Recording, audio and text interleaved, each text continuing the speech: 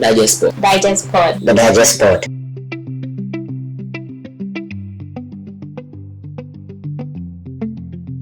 Hello, lovely people.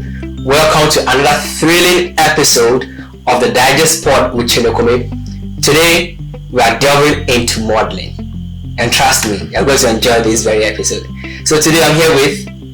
I believe man, Leopold Kwao. Leo, I must profess, I have known Leo for almost a year. And Leo is top shelf. Bro, welcome. So, who is Leo? So apparently, Leo he's a model, a hydraulic hose technician, a humanitarian, and I would like to add as well an entrepreneur. You play into your hydro or electrical? Like hydraulics. Okay. Hydraulic hose technician. Hydraulic hose technician. Yeah, so apparently we work on basically heavy moving equipment.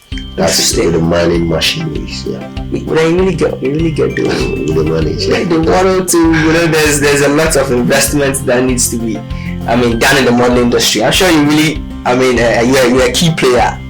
I'll put it that I'm a stakeholder. So, that is it. Yeah. So you're a model. Now let's capitalize on modeling. Okay. Your modeling career. Yeah. So who is a model? It's a cliche. Mm-hmm. It's a cliche. Yeah. People want to become models. Yeah. So who is a model? That's true. So I'll say basically a model is a human or is the reality of an individual or a professional. Let me put it, a professional representing a brand. I would say a brand, a product, or anything basically. Yeah, because if I say representing a brand, a product or anything, it seems to or it seeks to prove to us that there are categories of modeling. So basically, yes. Yeah. So basically, we are not dummies indirectly. That's what it's just the real form of dummies who exhibit in manners in which they feel to exhibit. Alright, so getting clear then, what is the work of a model? Okay, so basically, the work of a model is to represent an idea of whatever product or whatever clothing the person is bringing out. So maybe a designer brings out an outfit. He would have a particular style, okay, or a particular physique the model would have to look like to be able to rock or sell out the particular idea for which the product was designed. So that's basically what it is. So then I guess what people say is true, because they say to be a model you have to have that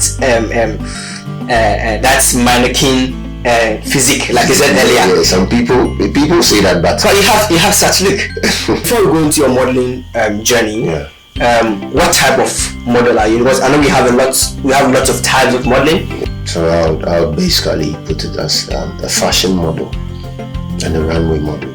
Runway? Yeah, categorically. So how does this two work? Okay, so the fashion model is I'll put it is presently the trendiest kind of modeling we have now. So it's a model that basically represents anything fashion. Okay. Yeah. He is more, I'll put it, the fashion model is more versatile. The fashion is very broad. Yeah. The fashion model is more versatile, such that the fashion model can do editorials, he can do the prints, he can do ambassadorial deals. Yes. So it's more of a cut across. But if you say runway modeling, it's the first word runway specifically states the model is professional in the runways. Rocking the runway. Yeah, I miss rocking the runway actually. Good. So people have this notion, okay, right, that the moment they take pictures and the pictures turn out to be nice, then they turn themselves as models. That's an interesting one, because it's basically general, because the world we live in right now is made of smartphones and everyone can always take a picture that looks good. Definitely. But there's a lot that goes into modeling, For instance, with runway modeling, there's a way you need to look when you are walking on the runway. There's a kind of eye posture, attitude. There's attitude. The attitude. There's some kind of attitude. Fierce. Yeah, you must be fierce. There's some kind of attitude you need to put up when walking on the runway. Unlike how you're on the runway, when I started modeling and walking on the runways with the kind of discipline and composure you had to, with the way you had to walk in a straight line, with the way you had to level your shoulders and everything. Yeah. It got to a point when I'm walking in public and I see someone walking, I can say, no, this guy's walking posture is no good. This guy is walking this way. I think he's not experience. Yeah, experience and exposure. Exactly. So, what has been your experience being a model? What has been your experience? I would say the experience. There's a lot of good sides, and there's also some bad sides in terms of experience, because we live in a country or an industry where people are finding it hard to make ends meet. The opportunities aren't so available. They aren't so many. They aren't as much as it is out there. Definitely. So from the start, I would say you must be passionate. You must be passionate, because in the early days, if it wasn't passion, at some point I could have lost it, because it comes with a lot of sacrifice. And if you aren't passionate about something, it will get to a point, reality will set in, when you get to realize you can't sacrifice to an extent because you do not have that passion. So when the passion will keep you going when there's no fuel, because you still know there's love for it. Now, talking about passion and sacrifice, they go hand in hand. Yeah, but don't you think that people have outrageously, or misinterpret what modeling actually is? Because people come to me, as a model's coach and a photographer, that I want to be a model. And I ask them, what is the drive? And they tell me passion. And I ask, what is that passion? And can you sacrifice? So the moment I start mentioning some of these sacrifices, then they just step back a bit, because it's realized that they're not really conversant with those things. And it is not out there that these are the things models actually go through to get to where they are. So as a model, what kind of sacrifice have you actually done, and what was the drive? If you don't make mention of passion, didn't money or fame certain along the line? You see, with this, it's an interesting question you've asked, because with this, first of all, I want to say, first of all, my modeling career was by accidental discovery. Yeah. Really? Yeah. Honestly, it was an accidental discovery. I always say it, and sometimes people don't believe. There's one of my very close colleagues who's a model. I went to the same university with him. He's called Coach Gray. Well, I actually wanted to play football. Like if I'm playing defense or like 4 or 5, it's a switch of career. Yeah, I'm not sure you see a difference from Sergio Ramos, but I had an injury, and now a footballer becoming a model. Yeah, a superstar actually. Then I started. I went. My friend encouraged me to delve into fashion, and when I entered initially, I don't know, but I realized I later got to love the job, because there were people who came in with the said passion we are all talking about. But as time went on, when they weren't getting what they expected within the time frame of what they wanted. Expectation is also another thing. Expectation. That is why I asked if aside passion, you weren't driven by either money or fame, because with my experience, I modeled for 4 years, and you sometimes have to go for rehearsals and you're not being paid for it. You go for free shows and not paid for it. Someone comes in the first day, they ask, how much am I getting paid for? Like, really? So they come in and they're not being paid that amount, and then or they're not paid a dime, and it becomes a problem, and they go back and start saying things like, "Wait, this person, they give her money, you go hog the money, you're a trainer." You get that kind of vibe. That's why you see with anything that is said, you realize reality sets in when with time. Time always proves reality of stuff, because you realize the person will say they are passionate, but when it gets to the point where there needs to be sacrifice, that's when you realize, was it really the passion the person used to have? Because if it's passion, I can't remember. I used to do shows at Afrikiko, and there are times when the little money they will give you after the show, you wouldn't really like to use that money. In the early stages, you didn't even like to use that money. Yeah, talking about getting money. That's the shows you went on, you didn't even get a penny. But it was, you know what they call it in the industry. Sometimes they say this for transport. Oh yes, it's the same as what you are saying. It's not. Sometimes some people get. Sometimes some people don't even get at all. At all. I've been on lots of shows where even transportation was a problem. Our trainer had to convey us through and fro. I mean, it was quite hectic though. So, can you tell us some, or share with us some of the sacrifices models have to really go through to get to where they want to get to? So sometimes you get some. There are some instances where sometimes you meet some designers, and you meet some people who maybe after some runway show admire the kind of work you do, and they sometimes come to you and say, look, I want us to do this, I want us to shoot. Oh yeah. So they will usually, sometimes, mostly because of how the industry works, sometimes they'll mostly come in a way that, okay, look, let's partner, or let you shoot for me, and you also get the platform. But you realize that's exposure. Yeah, exposure. The exposure. But you realize as a model, the exposure side is there. But as a model, if you are doing solid professional work, and you have learned, disciplined yourself, and crafted yourself into, you've carved a niche whereby you can walk on the runway and someone will say, look, I like what you are doing. You, the model, sometimes feel you need to be paid for that service, and it shouldn't be. It could still be, let's partner, and I will pay you for what you are doing. I like what you are doing, so I will still pay you for your services and partner with you. But sometimes people will come in ways that look like, okay, I'm doing you a favor. I'm doing you a favor. So, but realistically, if in this kind of country and continent, you need to sometimes flow with sacrificing for the fact that you need to work with them, and really when the gigs come, they come. The time you realize, as you are building these partnerships, it gets to a point when there comes economies of scale, so you just be flowing with gigs and they keep paying you cash. Yeah. So cash. Still on the sacrifice. Yeah.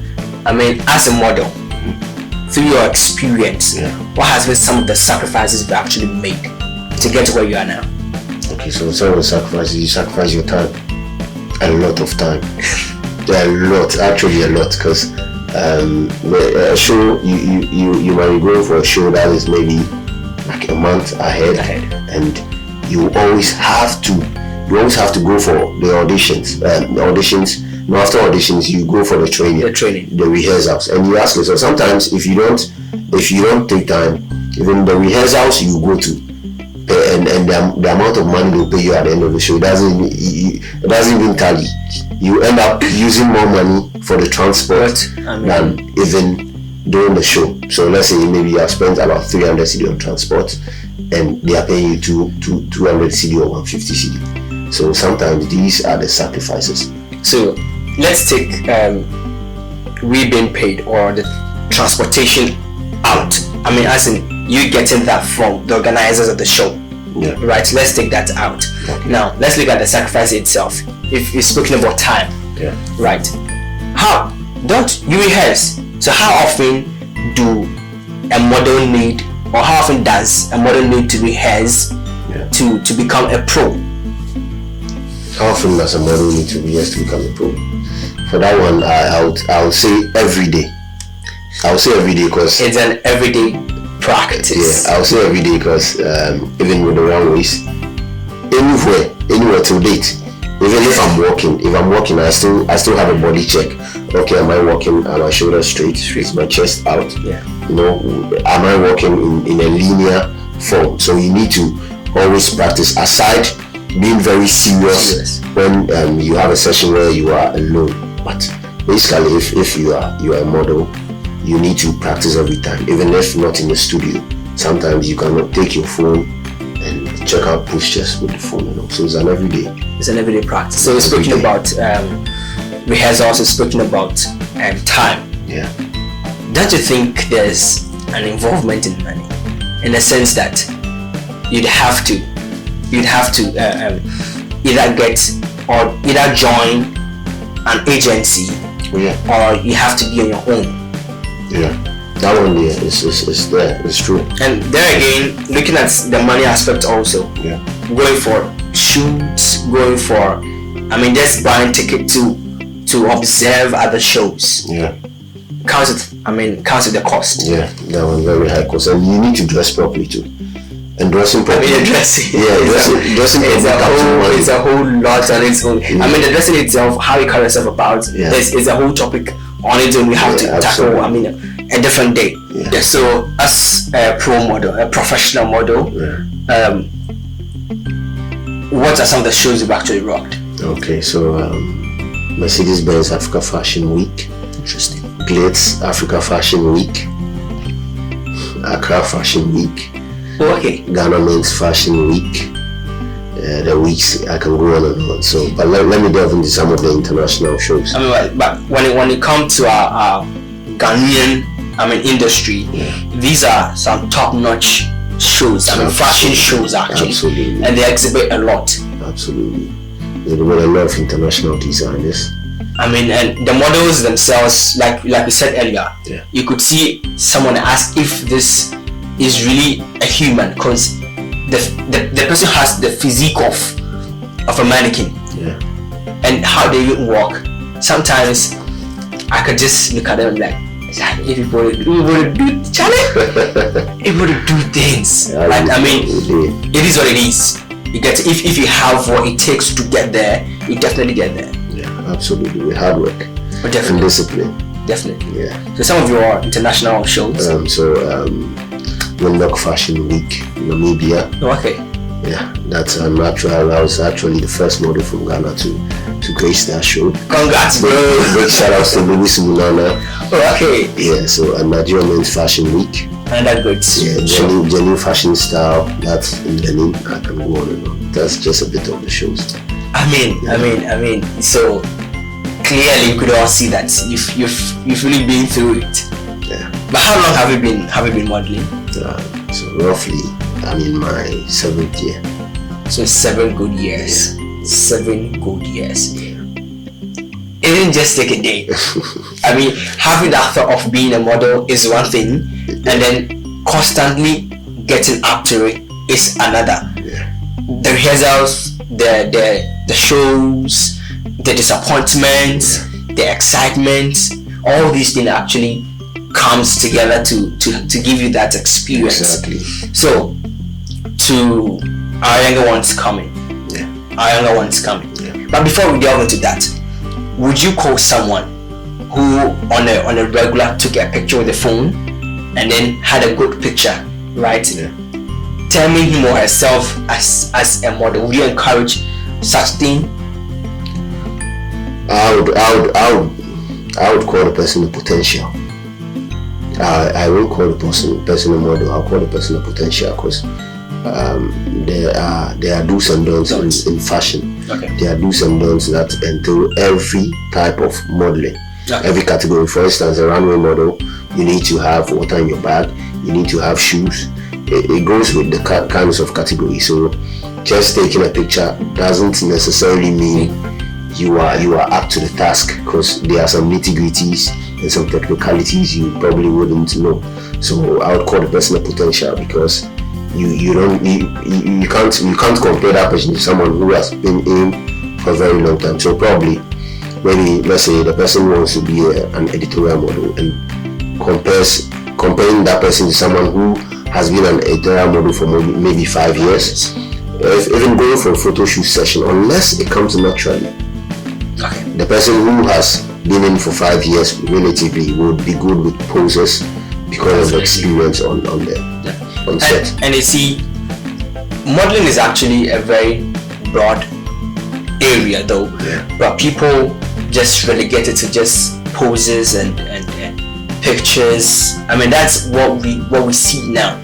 Hence my asking. You get it? Because there are lots of times I come across pictures, and then people post on the status, their Instagram, their Facebook. They take a picture and it's good, probably with a phone, or a photographer takes a random picture, and then they actually come online and say, a new model, or meet my face is a model. You get it?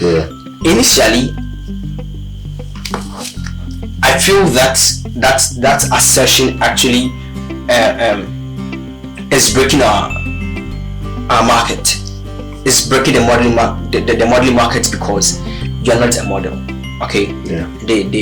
You just took a picture and it's okay, and you post, and everyone's all around you claiming you're a model, and then you tag yourself as a model. Because there's been lots of instances as a photographer, where someone tells me, I'm a model, or let me see your pictures. They say nice pictures, but then we come on set, deliver, and you're asking, how should I pose? Start asking, how do I pose? Teach me. Like, I don't know. That's what you tell me. I don't know anything.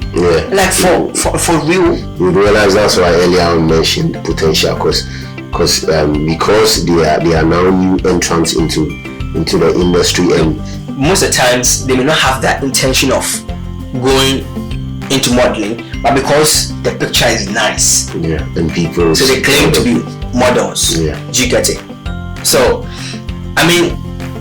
for me as a photographer, what I normally do, or how I determine who a model is that when you go on set, just give me what you can.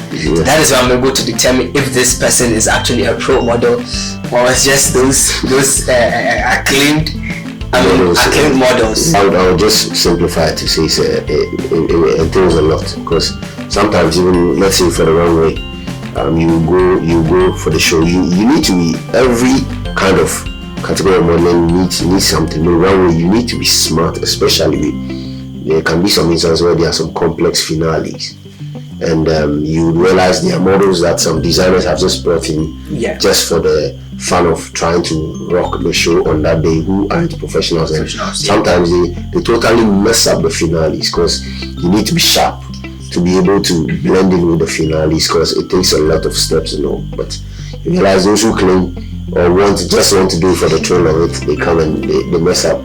But so you see, looking at the trend, it's just like you said, it's hard to see the acclaims on the runway. Because absolutely. Audition won't pass it. That's true. Now walk on me show. Do you get it? But you see, the editorials, the social media, and the prints, that is what I'm actually driving at, because that is more rampant than the runway. Because for runway, if you're not a model, you can't penetrate the runway. Absolutely. Did you get it? So it's the prints I'm more focused on, because you see, it's a print that actually tells us that this person is a potential. There's been lots of instances again where I see people's pictures and I ask, are you a model? This thing actually fits you. I like this picture, right? You can be a model. Look at this guy's wife, Abrante, the gentleman, his wife, Chantal. Chantal wasn't really a model, but because I think her chin or something something about her facial actually gave it out. And then through that she was able to pick up. So sometimes I understand that it is not the mindset of going into it, but you see something about someone and you feel, this thing is really good, so I can use this person for this. And it happens to me most often, because I see people and your hair, come, I like your hair, let's do something with your hair. Exactly. So coming to that, you realize still in the categories of modeling, they have some modeling called part modeling. Yes. So that's where maybe you are chosen for a brand. Maybe, for instance, and Universal Basic you be because of your hair. Oh yeah. Yeah, maybe for a footwear because of how your leg looks. So yeah. I think maybe those potential models can fit into some of those parts, because maybe what you are going to model for won't need that much technicality of work. Maybe it's just your feet just looks good, and you need to just put in the sandals for them to take only your sandals. Oh, definitely. Which won't have the full composure of your entire body. But I've come across people with nice nose, nice facials. Yeah. I've come across people with beautiful smiles that I just want to randomly capture the smile. Yeah. But don't you think again that this part modeling genre, okay, has been relegated to the ground? Because I think we need to uplift that genre in modern, so that people who aren't professionals, okay, who fall under this category can actually term themselves as this. I don't know, rather calling themselves as probably photo models. Yes, that's the normal word they actually use. Most of them photo models. So isn't there a way we can actually uplift this part modeling thing, so that people who fall under that category can rather tag themselves as that? I think it could have been possible, but there's still a word called freelance models. So freelance models are people who work without management. So because if it was strict and every model had to go through management, then you will know if there's a gig, the advertising agencies or the companies will go through the agency. Recruiting. And the modeling agency also has an image to protect. So definitely, in the modeling agency they have criteria of models. Oh yeah. They have a lot of models and know which particular models to use for what gig. So I think the agencies liaising with the advertising agencies liaising with the modeling agencies would rather help, instead of going sometimes to the side for anybody. And with that there's a disadvantage, because sometimes the modeling agency wants to set up a standard structure, maybe of payment, of proper payment, but because people sometimes do freelance, they sometimes don't understand the value of the hard work, the value of the training, and how to brand themselves. So maybe, for instance, if you go on a gig is worth maybe 1,500, because they just feel, okay, something I'm just doing, and they do not understand or have the management act as a covering for the models in instances where there should be proper bargaining and negotiation here. So what advice would you give our viewers out there, those both pro models and then up and coming models? So there's a statement, shout outs to Dr. Miles Monroe. I was reading one of his books, and it says until a seed relinquishes itself to the soil, it doesn't get nutrients to be able to flourish. So let me give this scenario. Now the model is a seed, and the agency, the industry, or the fashion designer, whatever designer, is the soil that has the nutrients. But let's not forget, the soil is beneath. Though the soil is vast, but the soil is beneath, and the seed must be in the soil. But until the seed relinquishes itself, meaning models must be humble. You must be able to be disciplined. You must be time conscious. Discipline, it imbibes time consciousness. Being able to speak properly, knowing how to communicate, being timely, being on time for gigs and all. So all these things sum up to the relinquishing, such that you have to allow yourself for you to go through the training of your agency, to see it as a ground for you to be able to build yourself. So when you relinquish it, then the agency pours the nutrients. They open up the nutrients for you. You develop the soil into the agency and you grow. But let's not forget, at your highest peak is always when the enemy comes after you. So that's when, the enemy is mostly pride, mostly ego, mostly. You see, it actually comes in when money sets in. Exactly. Because now they're making money and influence, and compliments, praises. People tell you, oh Charlie, you do this, you don't look like this. Charlie, this, those things. I mean, you're top notch. Yeah. You're top notch. Yeah. You're top notch. But I want the models to understand the end of one mountain is the beginning of another. Yeah. So bro, thanks for passing through. Thanks. Believe. I mean, done a good job. Thanks for I wish you all the very best. I mean, in your endeavor. That we hope you actually go more. I mean, higher than that. We'll see you on Paris Fashion Week and all. You get it? I mean, we'll be there. Hopefully. So, my lovely viewers, I'm sure you've taken a thing or two out of it. And to my up and coming models, there's a lot you have to do. There's a lot you need to consider. Sit back, reflect on yourself, ask people who are already in the industry, ask how things are actually done, and see how best you can not necessarily fit in, but how best you can carve something for yourself, because it is not easy out here. And trust me, if you put money first, you end up messing up yourself. I mean, he actually molested me. Look at his height, his physique, and look at mine. I really wish I had a mustache. Your mustache, right? I mean, this was actually giving problems though. This has been the Digest Pod with Tsene Kome together with my man, Believe the Man. I hope you've learned a lot from today's session. Please don't forget to subscribe, like, share, comment. I mean, under the comment section, you can express your opinion. You can ask